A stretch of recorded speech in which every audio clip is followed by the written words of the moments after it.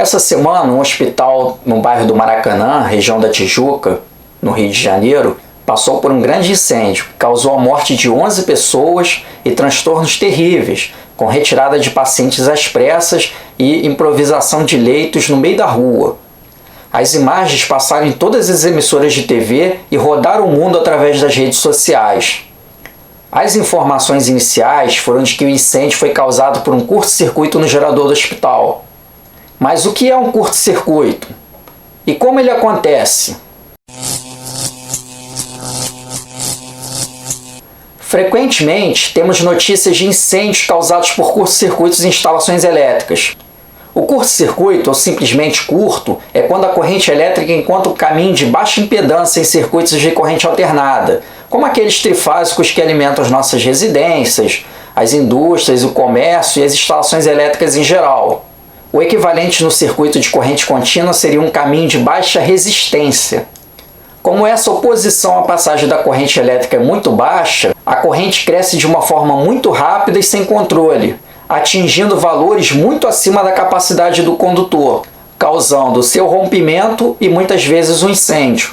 Mas o curto-circuito não acontece sem motivos. Normalmente ele é causado pela deterioração do isolamento dos condutores, aquela capa que protege a parte metálica, que também é chamada de parte viva ou parte energizada. Quando isso ocorre entre duas fases, o curto é chamado de curto entre fases. Quando ocorre entre as três fases, é chamado de curto trifásico. E quando ocorre entre a fase e a terra ou alguma estrutura aterrada, é chamado de curto fase-terra, ou então curto para a terra.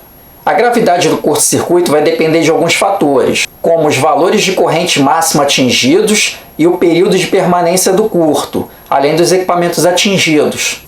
Mas o que eu quero tratar nesse vídeo é como prevenir um curto-circuito. A deterioração do isolamento do condutor, que eu mencionei no início, normalmente começa muito tempo antes. E invariavelmente as causas são as sobrecargas. Eu já expliquei no outro vídeo sobre diagnóstico energético que os condutores têm um valor máximo de corrente elétrica para os quais eles ainda continuam a funcionar bem.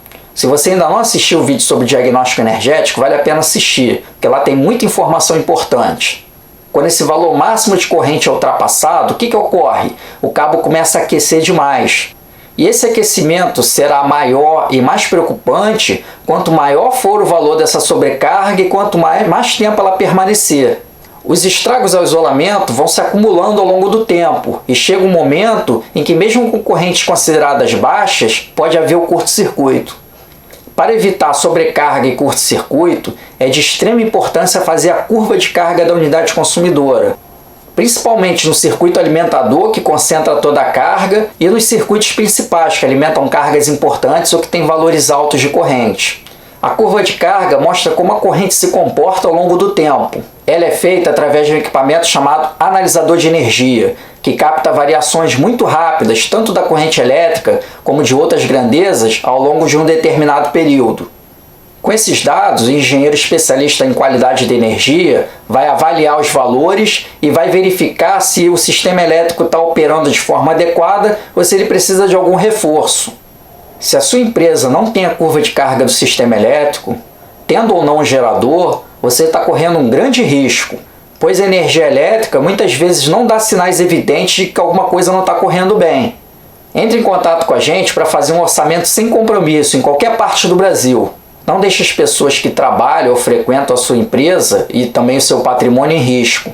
E aqui quem está falando é alguém que tem autoridade no assunto, pois já passou por esse mesmo problema que aconteceu nesse hospital. Há 10 anos atrás, eu estava no hospital público e passei pela mesma situação, só que nós identificamos previamente o problema e tomamos as providências cabíveis. Houve também transferência de pacientes na hora que ocorreu um princípio de incêndio, mas ele foi rapidamente extinguido. Nós tivemos que fazer uma obra grande de correção que durou vários dias, mas nenhuma vida se perdeu. Em outra situação, um pouco tempo antes, eu fui contratado justamente para corrigir um problema num gerador que estava causando a sua falha. E mais recentemente, eu apliquei em outros 2 hospitais essas técnicas de gestão energética. E durante 2 anos, nenhum acidente grave ocorreu. Não economize com segurança. A vida não tem preço. Até o próximo vídeo.